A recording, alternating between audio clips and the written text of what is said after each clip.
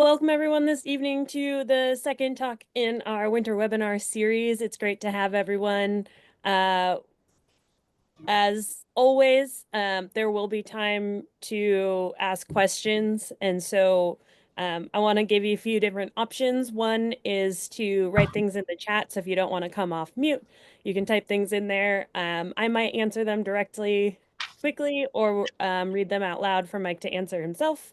You may also just raise your hand and ask things out loud. And feel free to do that at any point throughout the talk. So if things come up, go ahead and put that hand up and we'll get someone called on you. And then there'll be time at the end as well. So anything that we haven't gotten to, you can always ask at the end.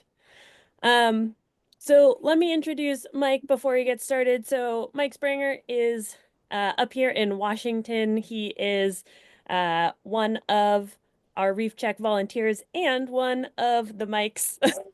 There is more than one, working on establishing a kelp or seaweed farm in the state of Washington.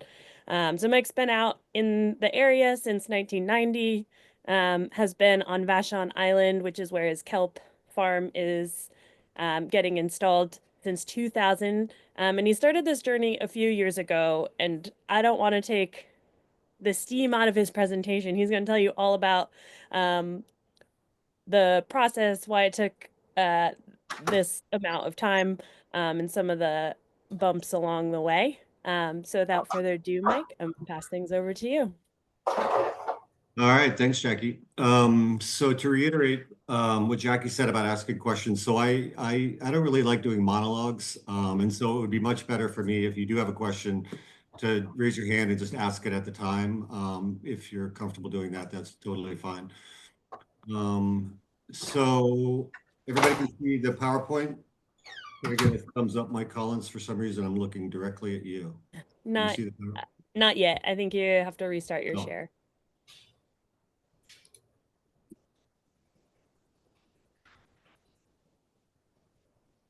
oops. Looks good. How about that? Okay. So here's our agenda. I didn't really know what to talk about with this particular group. So I'm going to do a bit of a shotgun approach. A little bit about me just to sort of set the stage and then talk about where the farm is, how what a seaweed farm looks like, how and why it took 3+ years to get it started, what's good about seaweed, how hopefully I'm going to make some money off of it, and then some challenges that I faced along the way. And each one of these, with the exception of my background, could easily take an hour or so. So I'm going to talk fast probably and hit just the highlights. But if anybody's got any questions after, you can feel free to hit me up and we can talk for a long time about seaweed farming. I love to do that. Oops. So just briefly about me, I worked for a company called Expeditors, which is a logistics company headquartered here in Seattle for about 30 years. I started basically in the mail room and worked my way up. And at the end of it, I had the opportunity to do a lot of traveling overseas, met a lot of people, did a lot of really cool things. But for the most part, for 30 years, I was like a suit. I worked in an office, I wore a suit, I sat behind a computer desk and or a computer and a desk, and that was fine. But after about 30 years, I had frankly had enough. I figured I could do it for another 15 years and retire after having worked for the same company for 45 years, which seemed kind of, I don't know, I wasn't really fired up to do that, or I could just go do something else. So I quit and decided to do something else. But at the time, I had like no idea what to do. And so I quit, didn't have a job, and then was probably 6 months into it. I was driving down the road, and hopefully some of you have heard of this radio program called Freakonomics. I think it was on NPR, and I heard this program about this thing called seaweed farming. And it was a guy, the Freakonomics people were talking to a guy named Brent Smith, who is I believe he's Canadian. He grew up in Newfoundland, fishing cod, and then he moved to Alaska and he fished salmon. And after a while, he got a little bit disillusioned with the whole fishing industry and moved to Connecticut and started this thing called regenerative sea farming.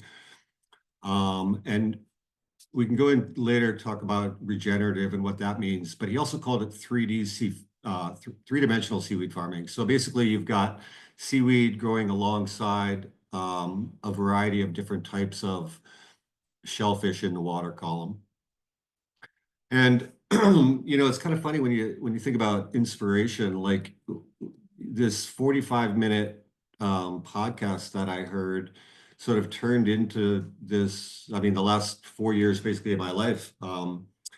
And I heard the podcast and then I started doing a little bit more looking around. He's got a book called Eat Like a Fish, which I think some of you probably have read. It's actually quite an interesting book, a real good read, even if you don't care anything about seaweed farming. And Brent Smith, he was featured on CNN, and I think he was like Time Magazine's top innovator of 2020 or something like that. And really, I guess, started the seaweed farming industry in the United States, or in North America, I should say. Seaweed farming has been an industry for decades in Asia, and then obviously indigenous people have been working with and eating and using seaweed for forever. But in the United States, it's about 10 or 15 years old. And he started a nonprofit called Green Wave. And then it was through Green Wave that I got a lot more information. They have some really cool training, a bunch of different tools. They've got a little thing that allows you to sort of build a farm online and sort of see what equipment is necessary and what it would look like and that sort of thing. And then I started trying to find people up here in the Northwest who could tell me about seaweed farming and really struck out. There were hardly anybody to talk to, with the exception of this one woman at Washington Sea Grant.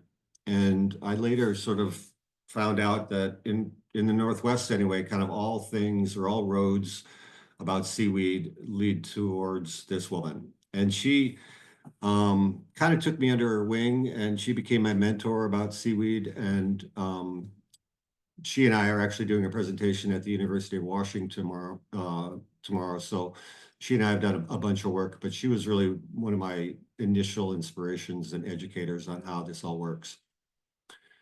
So with that, there are currently 4 seaweed farms in Washington State. 3 of them are in the Salish Sea. So I know that there's some folks that are not from Washington. So Seattle is right, if you can see my mouse, Seattle is right here. Canada is just north of up here, north of Lummi Island. This is called the Strait of Juan de Fuca. This whole area, let's see, this area here is called the Puget Sound. And then this whole area, all the way out here and up into Canada, is called the Salish Sea. So there's 3 of us in the Puget Sound: Blue Dot Sea Farms, which has been operational for about 7 years; Vashon Kelp Forest, which is run by, I call him Other Mike, since I'm Mike, he's Other Mike, and his name is Mike Collins, along with our California Mike Collins. He's going to be doing primarily restoration of bull kelp, so a little different than the rest of us who are doing sugar kelp. And then my farm is down here on the south end of Vashon Island. So he's on the north end of Vashon Island. And then there are these guys up here, Lummi Island Sea Greens, who during the summertime are reef net fishermen. And then in the winter and spring, use their reef net gear to farm sugar kelp. Okay, so there's only 4 of us. There is another woman who does land-based seaweed farming in Washington. In Oregon, I think there's one land-based seaweed farmer. They're called Oregon Seaweed, I believe, and they farm dulse. In California, and correct me if I'm wrong, you Californians, I don't believe there are any open water commercial seaweed farms. I believe there are some experimental or research seaweed farms, but I don't believe there are any commercial ones. Does anybody want to tell me I'm wrong about that? Not that I'm aware Yeah. I think part of the reason for that is regulatory. It's just hard, as everybody knows, I think, to get things done in California. Another part might be just to do with the coastline in the sense that, if you've got an open coastline like you've got in Oregon, your farm is going to take much more of a beating than it will, say, down in these protected areas. I'm sure there's some protected areas in California, but that might be another reason. So here's a blow up of Vashon Island. These orange and yellow markations are for our geoduck permits, which will become a little bit more important as I move to the next slide. So again, I'm down here at the south end, and other Mike is up here in the north end of the island. So when I got started with this thing in 2021, like I said, I heard the podcast, I found Green Wave, I found the woman at Washington Sea Grant, and within maybe, I don't know, 2, 3 months, I started thinking about submitting permits. But prior to doing that, I needed to know where I wanted to put my farm. And one of the well, there wasn't really like a roadmap or a guideline or a playbook to tell me how to do all of this, but I came up with 1, 2, 3, 4, about 6 different things that I thought would be good ideas in terms of where to put a seaweed farm. And so these are them, or these are they. So it kind of made sense that there wasn't already an aquaculture activity going on in that area. And in the area around here, the potential aquaculture or fishing activity would be salmon fishing and or geoduck harvesting. The waters all around, I don't know about California and Oregon, but in Washington and in a lot of the states, the Native American tribes have what are called the usual and accustomed rights to the waters. And based on history, a tribe will have rights to various portions of the water. So the water around Vashon Island, the Puyallup Indian tribe has the usual and accustomed rights to these waters, which means that they can harvest geoduck where they want to and fish where they want to and crab where they want to. And I don't want to say whenever they want, but the rules are a little different for them versus non-tribal people. And so the reason for that is because I didn't want to put my seaweed farm in an area where there would potentially be geoduck harvesting or some sort of fishing going on. And so I reached out to the Puyallup tribe. They were actually one of my first phone calls and talked to them about this particular location. And they said that that would be fine. And they didn't harvest any geoducks in that area because of the substrate. And so that was sort of one box that I could check. Another box had to do with homeowners on the shoreline. People that live on the shore kind of, and I don't want to sound negative about this, but they think that they own the view, you know. And actually, my business partner in this whole deal, she has a house on the water, and she kind of thinks she owns the view, but she doesn't. Having said that, if I wanted to put a seaweed farm here and there were a whole bunch of $1 million homes right alongside there, it would be very likely that they would be none too pleased that I was putting a farm in front of their house with a bunch of buoys and lights. And so I was looking for a place that didn't have that, and this fit that bill as well. Seaweed, as you guys all know, or kelp in particular, likes current. There's a whole bunch of current that rips through this area, almost too much. Um, and so that box is checked. The other one is proximity to my boat launch, which is right up here. So when I worked my corporate gig, I took a ferry boat every day, and it was about a half-hour commute, and that seemed about right. But I didn't want to have my commute be any longer than that. Particularly since seaweed farming is a winter sport, and it's oftentimes cold and rainy and whatnot. So this is about 15-minute boat ride, so that seemed pretty good as well. And then having an area where sugar kelp grew natively also seemed like a good idea. None of these things were like must-haves. None of them would have been deal breakers in and of themselves. But, particularly with that last one, if sugar kelp grows there natively, the chances of me being able to grow it, in a farm setting seem to be much greater. And then the last one was that I didn't want there to be any endangered species impacts. And in my area, the endangered species at question would be Chinook salmon, um, orca whales, and humpback whales. And while orca and humpback certainly do go in this area, on occasion, this is not like an area where they're oftentimes seen. So that's why I ended up picking this spot. That's 10 acres, which is roughly 400 feet wide by about 1,000 feet long. And a couple other things on here. So I picked that spot, and then I subsequently learned a whole bunch of other things that would have precluded me from putting a farm someplace. So this purple is known as a herring holding area. This is where the herring go before they spawn. So I couldn't have put it there. I couldn't have put it here. That's where this little fish called a sand lance spawns. And then what else we got? There were a variety of other things. So I kind of got lucky by scoping out that spot that some other thing didn't pop up. But there, you can see that there's a lot of areas where I just flat out could not have put my farm. So I kind of got lucky in that regard. And then we're going to flip it over to Jackie here for a minute to talk about how kind of coincidentally the location of my farm and reef check lined up real nicely.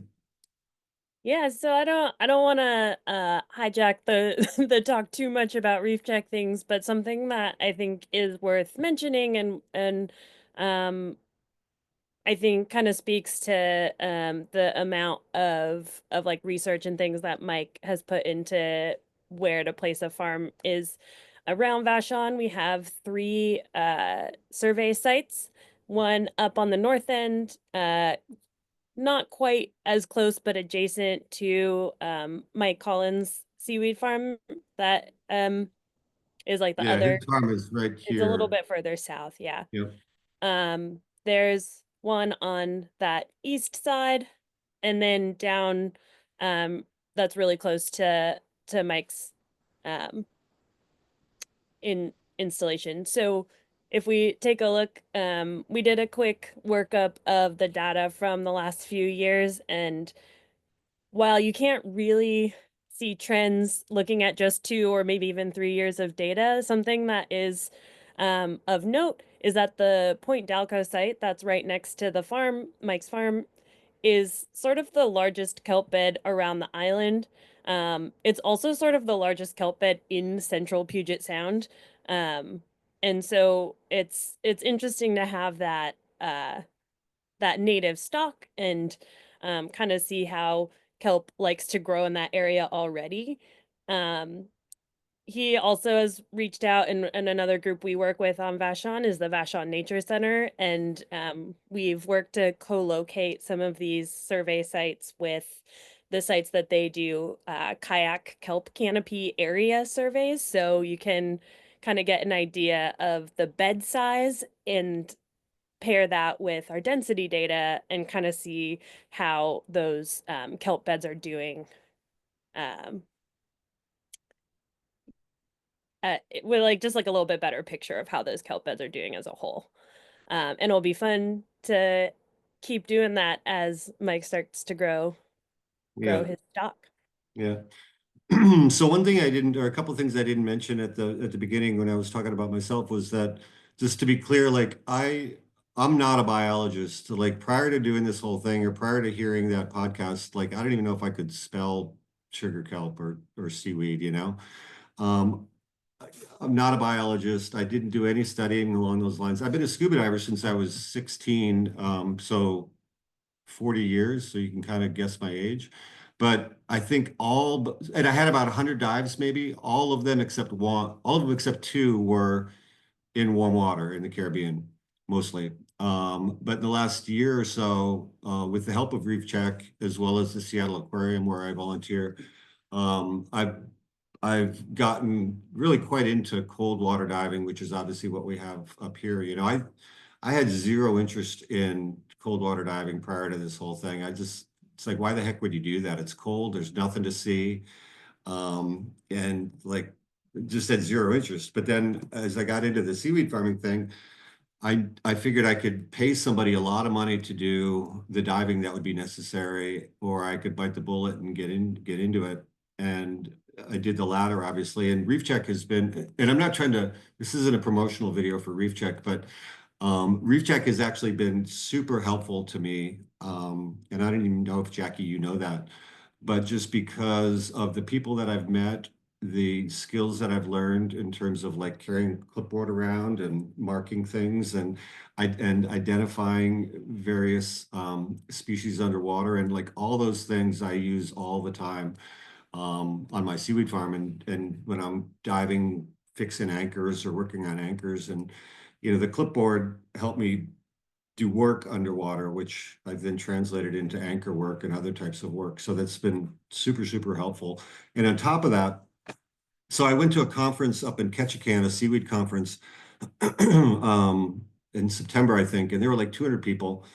And I think there were like 20 seaweed farmers and maybe 180 like other people. And it's similar, I think, in the reef check world in the sense that like the other people are marine biologists, scientists, educators, they're government workers that work for the Department of Natural Resources or Fish and Game, like those sorts of people that, and I don't know hardly anything about that world, but those people are available and super open to talking with me and helping me with things. And so that's been a really nice thing about this whole seaweed farming thing that even though there's not a lot of information, there seems to be a big draw towards it from all these different communities and people are like more than willing to share. And it's been super, super fun and inspiring, I think, and positive to meet all those different people. And there's been a number of Reef Check people who have certainly been included in that. So moving on, slides are still showing, Jackie. Yeah. So this is a drawing that a friend of mine did a couple of years ago. And because I was talking to people and they're like, well, what the heck does a seaweed farm look like? And so this is obviously an artist's rendition, but it gives you a pretty good idea. So if you remember back to this picture, we're down here. We're looking from south to north. Oops. And there's anchors at the bottom that that are connected to anchor lines that go up to a buoy. And the buoy's job is basically to hold this mooring line, I'm sorry, this long line that stretches horizontally in the water at about 8 feet below the surface. 8 feet just seems to be a magic number where you get less waves and a little bit less current, but still enough sunlight to grow the sugar kelp. The sugar kelp in natively is growing down here at 25, 30 feet, so it's fine. And then from those long lines, you're also going to be hanging, or I'm going to be hanging cages in which I'll be growing oysters. Okay, so again, from the surface, all you see are buoys, but below the surface, as you all know, there's a whole bunch of stuff going on. We're creating habitat down here that hopefully will attract fish to where they find refuge from other fish or where they find food, little critters that are living on that kelp that's growing downward. Sugar kelp, natively obviously grows down here on the substrate. It's 3% negatively buoyant, unlike bull kelp that's shooting towards the surface. Sugar kelp is 3% negatively buoyant, which is good because that means it grows downward in the water column there. And then all sorts of good and groovy things happen. As you, again, probably all know, it absorbs carbon and nitrogen and phosphorus, and it gives off oxygen, all of which help the oysters that are growing alongside. Okay.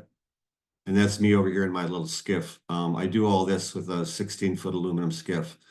So not a lot of equipment involved so far.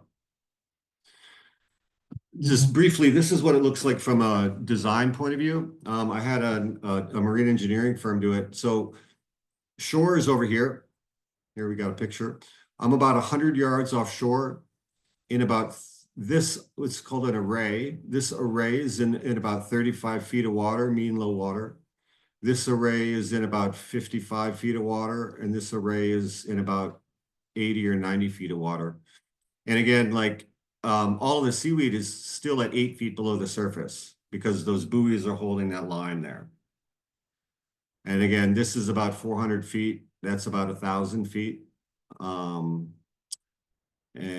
there's nothing in between here. So these are independent things. Anchors over here, lines and buoys, anchors over here. Here's what it looks like from the side. Big old anchor over here, 3,000-pound fluke anchor. A shot of chain, which is 90 feet of chain that weighs about 2,000 pounds. This is a ecology block, like one of those big blocks of concrete that you see, weighs about 6,000 pounds.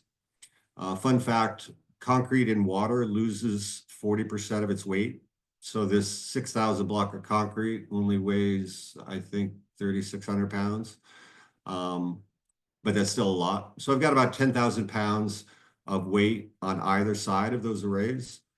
And then it comes up on an anchor line to, it's called a spreader bar. And then I've got 5 lines that go lengthwise there, suspended by a buoy. Okay. And that's what it looks like as of last week. So that's about 1,000 feet. This is the first array. This is the second array, and I have yet to put in the third array. I've got the anchors in the spots, but this was enough for year one to do that. It's just I didn't feel like I knew enough to do the whole thing all in one shot. And so you can see we're about 100 yards offshore. We're at high tide right now. At low tide, the beach goes to about here. So it's all subtidal. And then just a couple of shots about installing this thing. So I had to hire a barge and a crane and a tugboat to put it all in the water. One of our one of my reef check buddies, Sam Strauss, was my diver, one of my divers out there. Sophie Swagger, who is also a Washington reef checker, she's been out and dove on the anchors a whole bunch, so a bunch of good reef check help there. But it was a pretty big, cool operation. We were out there for 2.5 days, like throwing all this stuff in the water. And then if this works, Jackie's going to take over and show a little video of the anchors, the anchor line, chain, ecology block, and the anchor. And there's no sound other than bubbles. I might say a couple things while it's playing. All right. So tell me if I need to do something, Jackie. Should be showing. Not for me, but I've seen it. Oh, there it is. Right, so that's our chain. I don't know if those don't really look that big. Each one of those, oh, there's the sunflower star. Each one of those links is probably a foot long, super heavy. This is that ecology block. And really, it's just more mass. I could have put more chain, but this was just kind of a cheap and easy way to get more weight down there. I didn't know this at the time, or no, I knew it at the time. I didn't know it previously, but it's really all this chain and all this weight that is providing the holding power. It's not the actual anchor itself in most cases. So now we've got another half a shot or another 45 feet of chain. And you notice the substrate is all cobble, which is why I'm using a fluke anchor instead of a helical anchor, which some of you might know of. It's where you drill it into the ground. I tried to do that, but it wouldn't drill in. So chained, there's a thimble, shackle. Here's my 3,000-pound fluke anchor that's buried in. That's super important. And then I think we got a little flounder right there. So that's what it looks like underwater.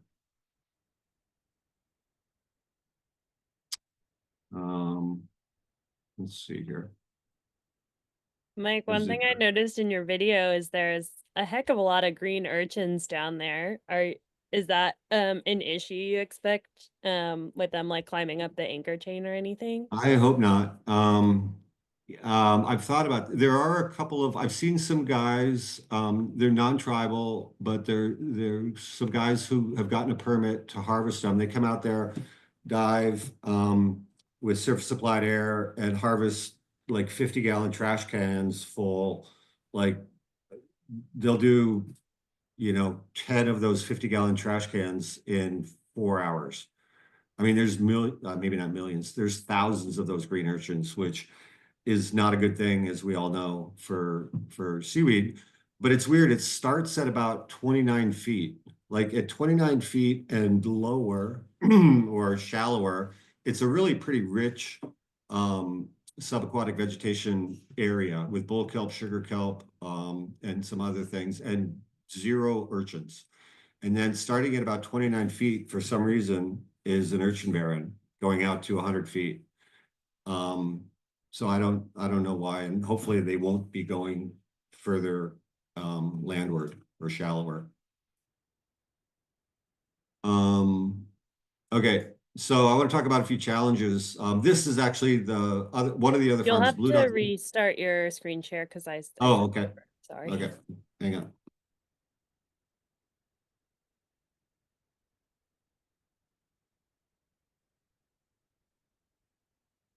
Sure, I know how to do that.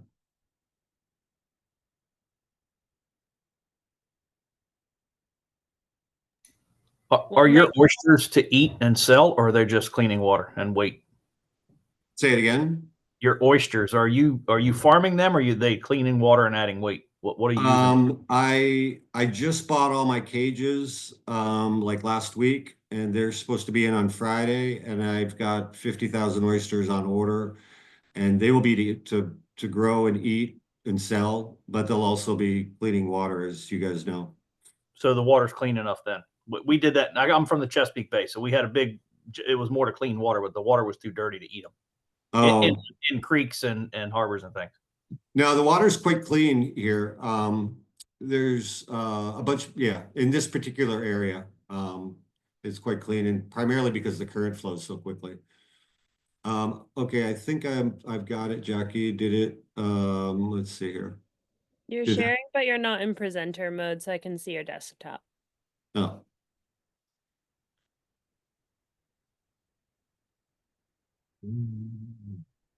Wait, so what do I do?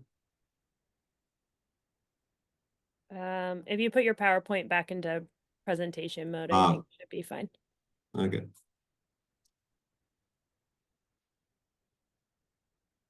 I'll share that. I'll share that.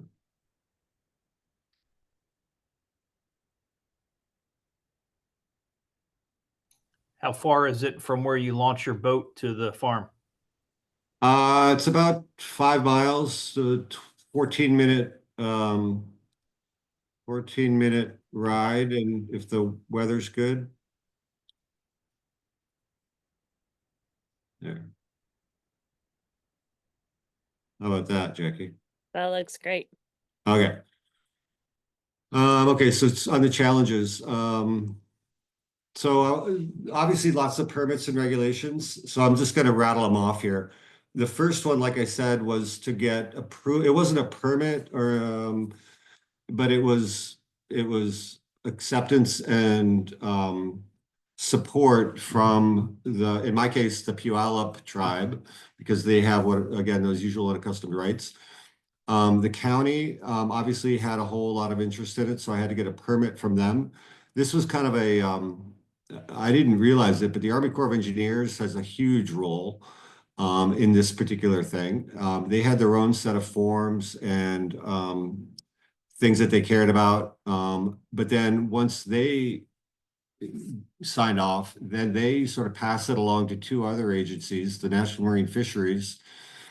And in my case, they were primarily interested in salmon, whether or not the farm would have a negative impact to salmon, and they they decided that it would not. And then U.S. Fish and Wildlife, which has responsibility over uh, plants and mammals, plants and fish, rather, plants and marine mammals that are on the Endangered Species Act. Again, orca and humpback whales, and they concurred that it wouldn't have a negative impact on those, so they gave me approval. Department of Ecology was involved, Department of Natural Resources. Again, I didn't know any of this beforehand, but in Washington anyway, the state owns virtually, nobody owns the water. But the state owns probably 99% of the land under the water. So just like a farmer might lease land from the Bureau of Land Management to graze their cattle, I am leasing land from the state to grow my sugar kelp. And it was surprisingly, well, Washington being a fairly liberal state and tax-heavy state is the most expensive, has got the most expensive lease in the country by probably a factor of 3. But it's still remarkably cheap. It's about $500 per acre per year. So for a 10-acre farm, I pay the state roughly $5,000, which I think is pretty cheap. There's some other rules around me paying them money if I produce a certain amount of things, but at this point in the life of this thing, I won't be reaching those numbers. And then the Coast Guard cares from a navigational point of view. They had some requirements about buoys that I had to put up. This is the time frame. So I started back in roughly June of 2021, and I'm not going to go through all this, but you can see that basically after about let's see, where did I get my approval? The county, I got my first approval about 18 months later. And I thought everything was golden until I was told that people, whether it be an individual or a group, have 30 days from the time a permit is issued to file an appeal. And so on day 30, I got an email saying that there was a group that appealed the issuance of this permit, and which is their right. You know, they didn't like it, and so they filed an appeal that then we didn't go to court. We had to go before what's called the Shoreline Hearings Board. So it was a hearing rather than a trial. But it was basically like a trial. There were lawyers and expert witnesses and the whole bit. And we won that. But then just like in a trial, they didn't like the ruling, so they appealed that. And then it was actually just last Thursday that we went to court and had the judge hear the appeal again. And the point there is to see whether or not the original judges made a mistake. And so hopefully, knock on wood, this judge is going to find that the original judges didn't make any mistakes and it will be upheld. In addition to that, we got this lease from the state down here, and that same group, you know, God bless them, they're persistent. They decided to appeal the lease, which almost nobody does, but they did it. And just last Friday, we had to go to court. So I had a busy day at court last week for the judge to hear that case as to whether or not the state should uphold or the court should uphold the lease. And if I lose either one of them, there's a risk that I have to pull all this stuff out of the water. But I don't think I will lose. But like I said, knock on wood, and you never know. So shifting gears, and I'm going to go through this pretty quickly because I want to leave some time. So how are we going to make some money on this? First off, I'm never going to make a lot of money, I'm sure. And I didn't get into this to get rich. I got into it definitely to not lose a bunch of money. So we are a for-profit company and we intend to be profitable and all that.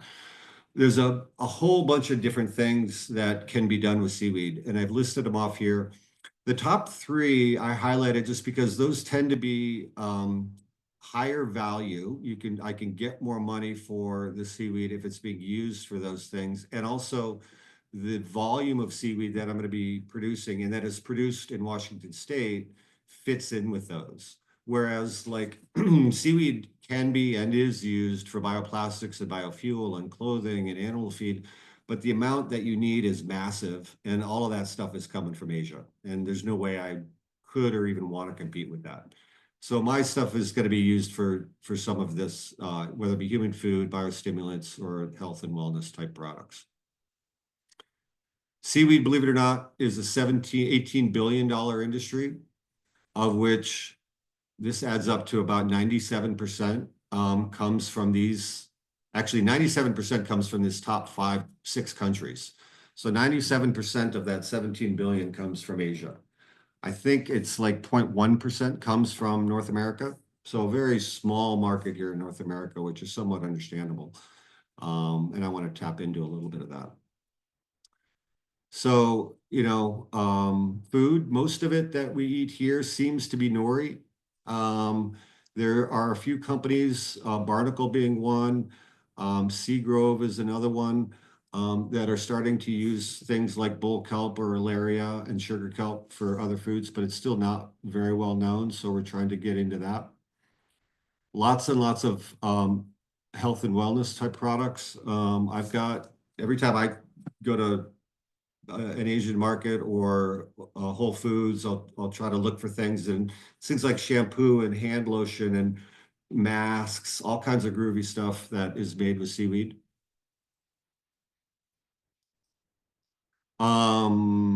More supplements. These are in the nutraceutical category. And then biostimulants. This one over here on the right is kind of fun.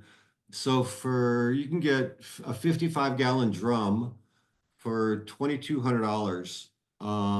And I'll let you guess what it's primarily used in, what industry it's used in based on the name of this company, Humboldt Nutrients.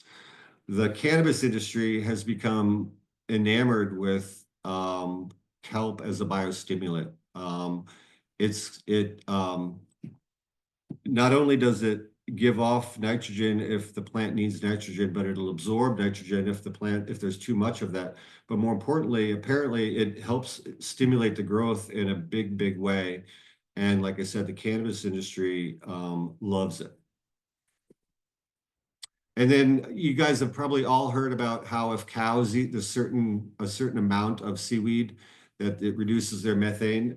This is not Washington seaweed. It's just kind of a fun thing to tell people to get them interested perhaps in seaweed. But some studies have shown that if they eat 2% diet of seaweed along with everything else, it reduces the methane that they produce by something like 60%. It happens to be a warm water seaweed. I don't know the name of it, but it's not grown around here, but nonetheless, lots and lots of uses.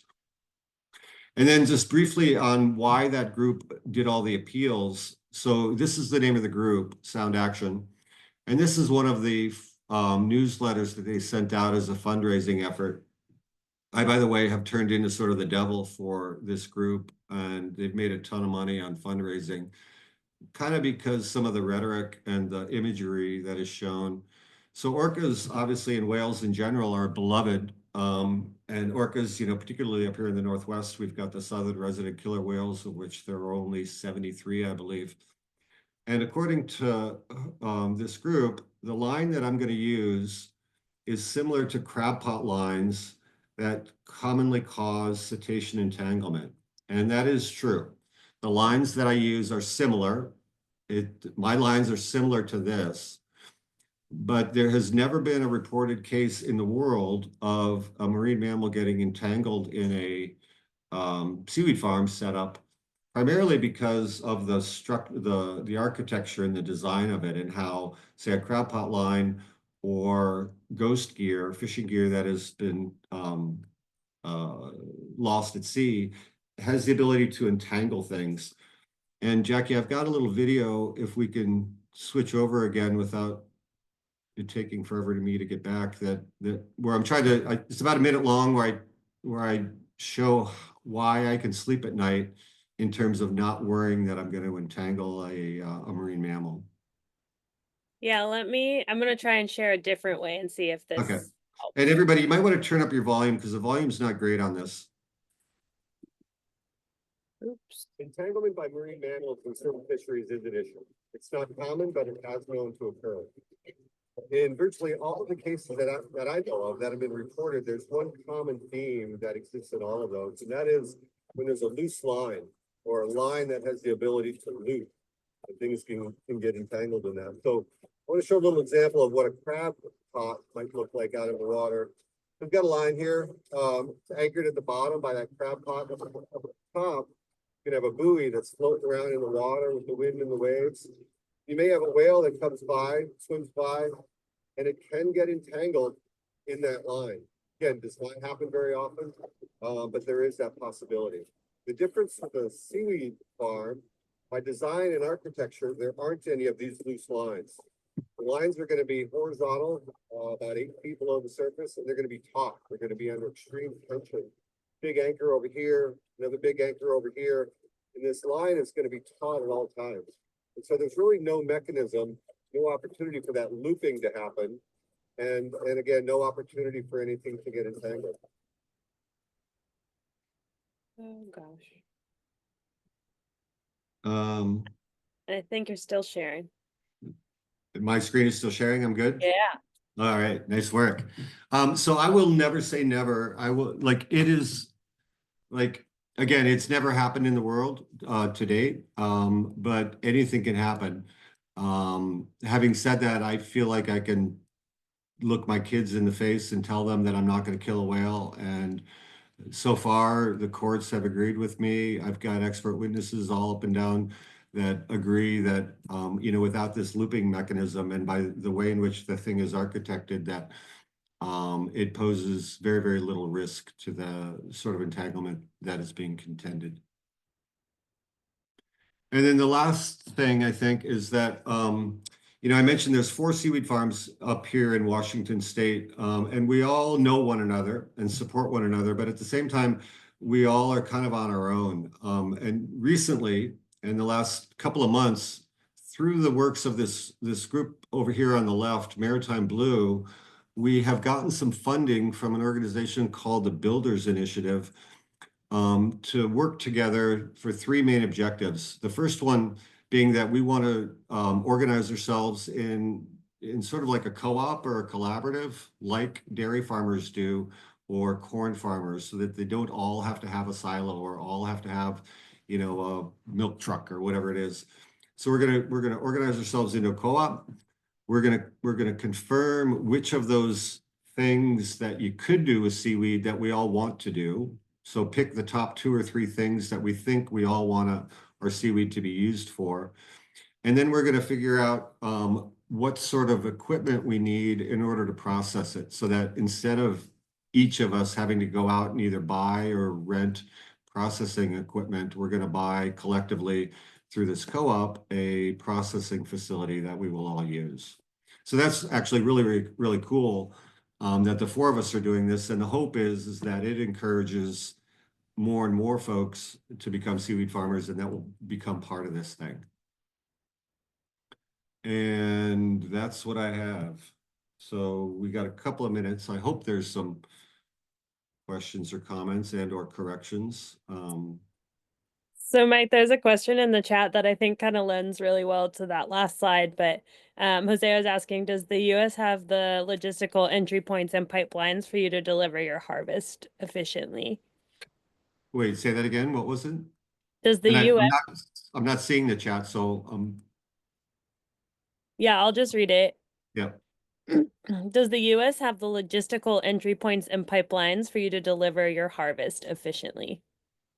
Oh, to deliver my harvest, that's kind of easy for me and for I think all of us.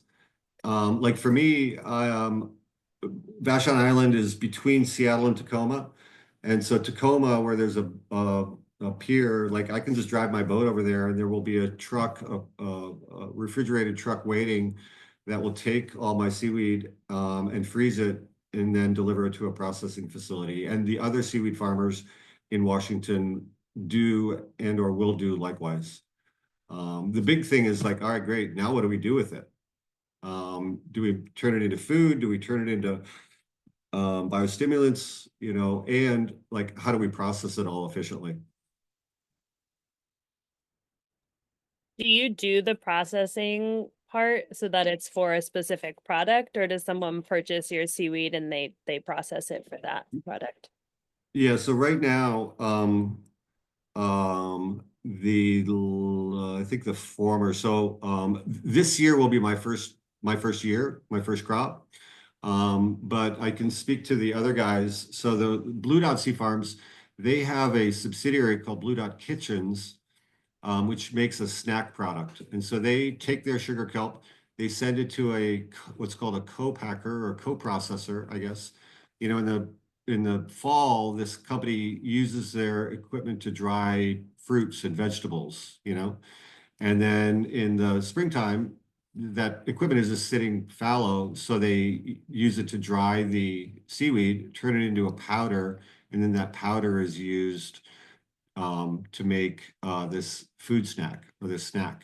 The other guys, Lummy, they don't have their own product, so I believe they freeze it and then sell the frozen stuff to another company that then processes it into a finished good, you know, or a good that we as consumers would buy. In the short term, I'll probably sell my seaweed to Blue Dot or a similar company to be put into a food product or some other product. My longer term goal, if it works out, is to become more vertically integrated and to have my own product, whatever that might be, you know. Name it So after Reef Check. yeah, be the grower and the producer and the reseller. Very cool. Kirk, and I'm sure others would like to know, for your tours, are you doing dive tours or just above water tours? Both. So probably at least once a week, if not twice a week, some random person will call me and say, "Hey, I want to know about seaweed farming," and I'm like, "Great," and I chat with them on the phone, and then I'm like, "But really, you should come out to Vashon and we'll just go for a boat ride." I go out to the farm pretty much every day that it's not blowing, just to check on things, and I love the company. And then as Sophie, who's on call, and Sam know, there's always a lot of the diving isn't necessary, but I like to make sure those anchors are holding, and I like to, you know, check on things. I frankly like diving, so you know, I probably dive on the site once a week. And if there's another diver that wants to go along, I mean, it's not pretty. It's a small boat, and we go over the side, and some of the dives are at 40 feet and some are at 100. And it's primarily a cobble bottom. And we look at anchors and we do things right next to it, as Sophie knows, and where Jackie, you probably know too, right by that reef check site, about 20 yards past our outer transect is this killer wall where I've seen octopus and all sorts of cool stuff. And Sophie and I have dove there a couple of times, and it's a really, really nice dive spot. And it's like 1,000 yards away from my farm. So that's a super good spot. So I'm totally open for either or both, or chatting on the phone or whatever. Yeah, Michael, Yes. go ahead. How do you you call it planting, or how do you from baby kelp? How do you get it started on that line?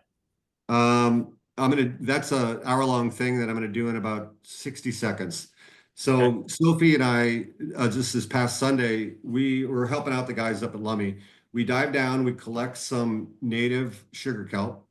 We bring it back to my house. I've got a hatchery in my garage. I bring back the sugar kelp, and it's, you know what source tissue is, Michael? Yes. Yeah. So it's got source tissue on it. That's the reproductive tissue. I do some cleaning and prepping, and then I put it in a solution. The spores come off. I look at it under a microscope, which I was actually doing today. I count the number of spores. It's like, okay, great, we got a bunch of spores. Then I don't know if you can see this, but I've got a piece of PVC piping that's got a bunch of, say, kite string around it. And I put that PVC pipe with the kite string in a fish tank that I then dump the spores into. And I have the proper pH, salinity, light, temperature, the whole 9 yards. And after about a month, those little spores, they're looking for something to grab onto, right? They're looking for some substrate, which is typically a rock, but in my fish tank, it's that little kite string. So they have attached to that string, and after about a month, that piece of PVC is all fuzzy with little baby seaweeds. Then I take that pipe, the PVC, out to the farm, and I take the little kite string and I wrap it around the long lines. And the little seaweeds that has got a little tiny holdfast is then grows, and it shifts itself from the kite string to my bigger long line, and then grows bigger. So that's the process. So planting is kind of a weird name, but that's how you do it. What's that life cycle from the time you go down and dive and you grab some kelp and you come back to your house and then to harvest? So for my farm, I did the process in like late November, and it should have been done in late December, but all my babies got infested with a thing called a diatom, which is a natural organism that crowded out all my seaweed, so it failed. So I started again in late December. And in about a week, I should be planting. So,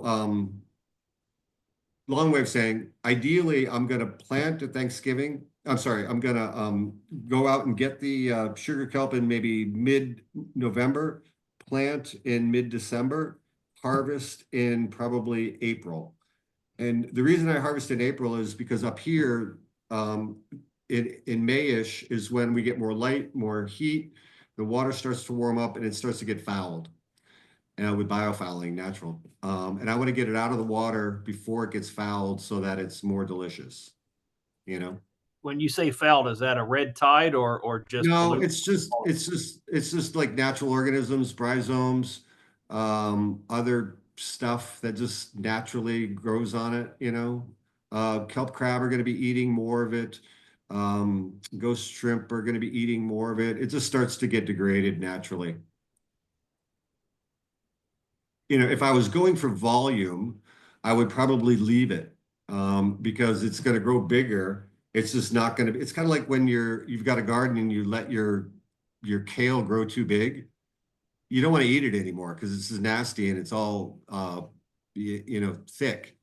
But if what you want is weight and mass, you let it grow. But you don't. You pick it earlier when it's nice and tender. So I'm going to harvest when it's nice and tender and hasn't got all stringy.